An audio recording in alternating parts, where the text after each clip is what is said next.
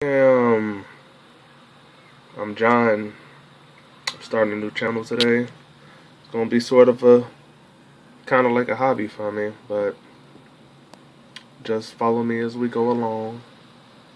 But today we going over the state of the franchise. We're going over my hometown, sad Chicago Bears. Uh, Makes me sad just thinking about it. Let's get into it. Okay, first topic of discussion is the horrendous, disgusting, just make you cringe, just ugh. Jay Cutler, just ugh. This guy, Chicago's frenemy. Every Sunday we watch him throw, touchdowns, and we cheer like, "Oh, great catch, Brandon! Great catch, Alshon! Great catch, whomever." But then as soon as he throw a pick, damn it, damn, Jay Cutler. So he did that all this season, and now we want him out, which is understandable. We had Mark Trestman, Mel Tucker, and the rest of just horrible. Had all of them. They immediately got showed the door, including an Emery we trust, aka Phil Emery. He got shown the door after signing Jay Cutler to a $126 million contract, which is ridiculous. Why would you pay $126 million for a bum? I would rather have Tim Tebow than have Jay Cutler. And that says a lot. At least he went 8-8.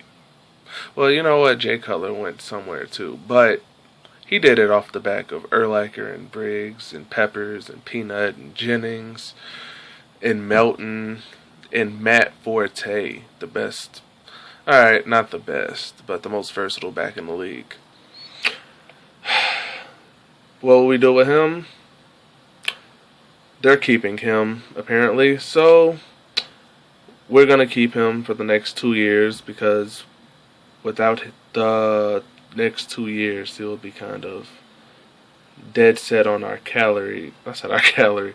He'll be dead set on our salary, and we don't need that. We don't need the whatever guaranteed money still strapped on to our contract situations. So after these 2 years, we're going to let him go. And speaking of letting people go, Matt Forte, his contract is ending soon, and he believes the Bears are going to just say bye-bye Matt Forte, which we're probably not going to let happen, because Matt Forte is beloved by all of Chicago. Matt Forte is like the city's son. We love him, so we're not going to trade him, hopefully, because there was speculation going around saying we was going to trade Matt Forte, which I really hope we don't, because he's one of the best in the league. That's like letting go of... Who just got let go? Somebody just got let go in the league. That everybody was like, what? Oh, DeMarco Murray. But he's always injured. But someone of his statue, him, Deshaun Jackson, Macklin, McCoy, all of them got kicked, showed the door. We're not going to let that happen. Chip Kelly isn't our coach, hopefully.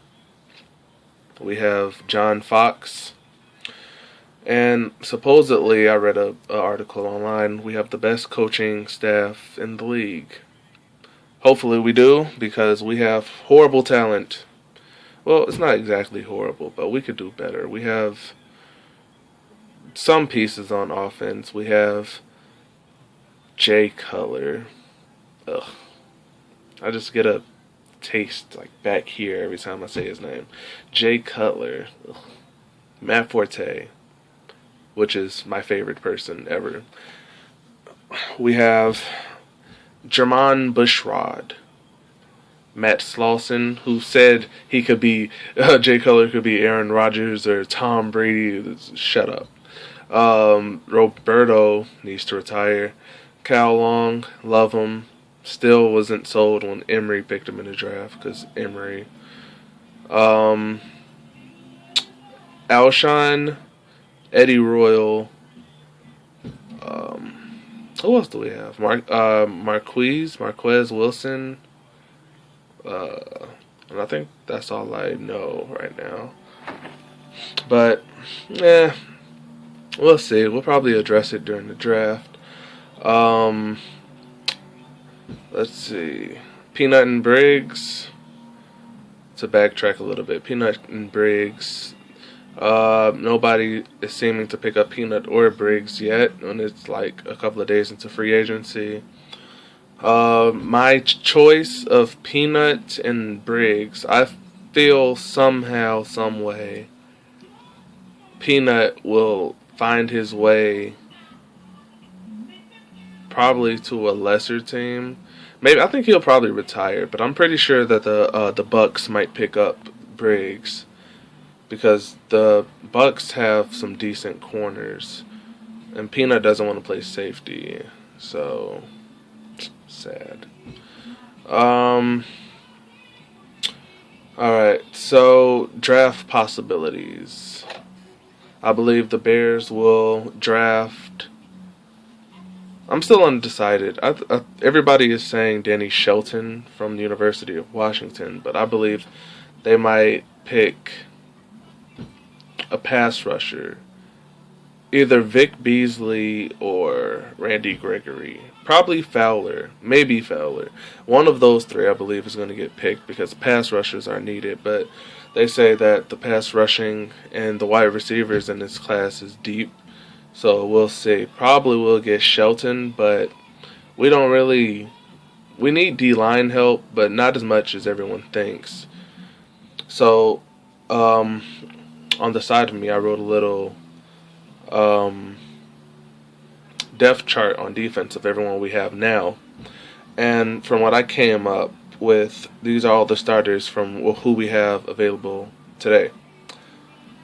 At nose tackle for Vic Fangio's 3-4 scheme, we will start Jeremiah Ratliff, the old guy, because I think he went to the Pro Bowl 4 times at the nose tackle position with the Dallas Cowboys. Either him or Ego Ferguson, the nose tackle from, I think he was from LSU. Let's see, left end, Will Sutton. Hopefully not Will Sutton because he's kind of light. Maybe he could put on a couple of pounds.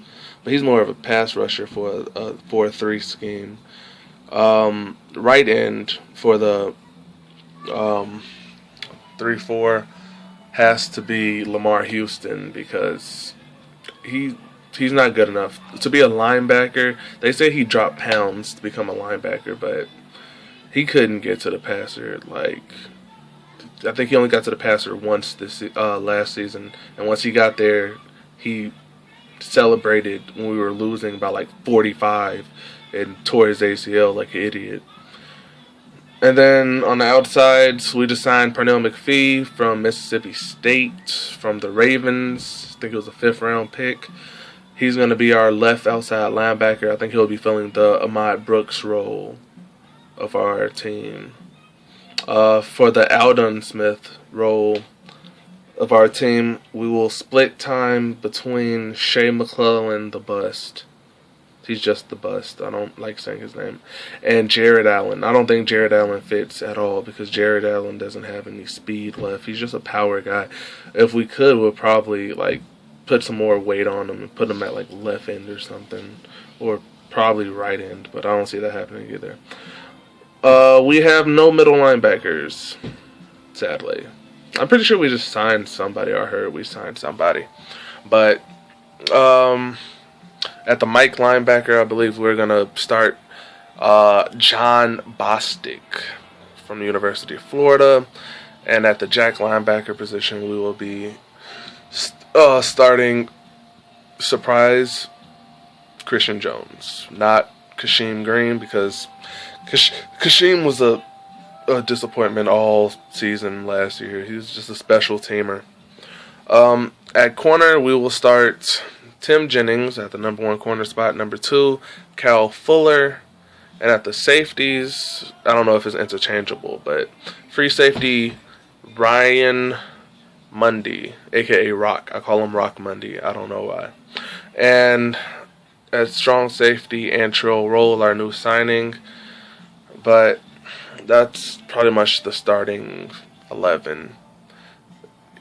I'm kind of still question mark around Jared Allen and Shea McClellin, because they're both just... Shea McClellin is just Shea McClellin, and Jared Allen is just super old. But other than that, I think in the draft we can go linebacker. I would love to go linebacker. We need to go somewhere where we could actually, impact the game, because nobody can tackle. Hopefully everybody who said Vic Fangio is the, Jesus. Well, not the Jesus, but he was pretty decent at, coaching defense, from the 49ers.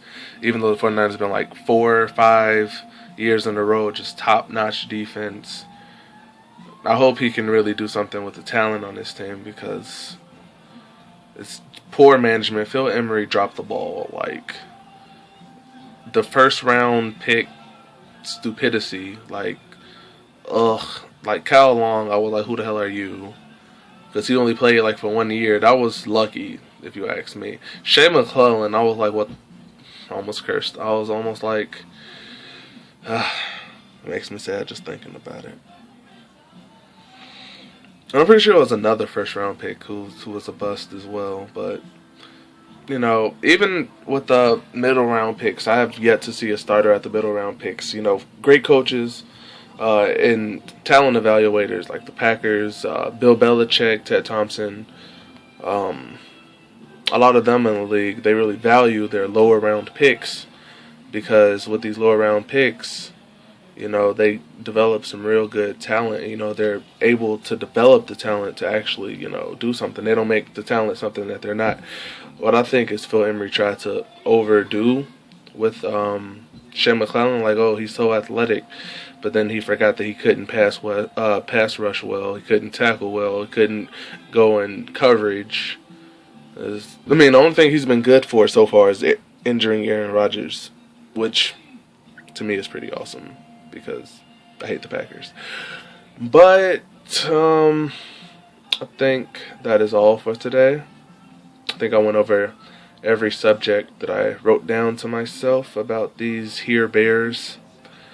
And I hope John Fox and the rest of them can finally get their act together, because we're the storied franchise with 1 ring. Ugh.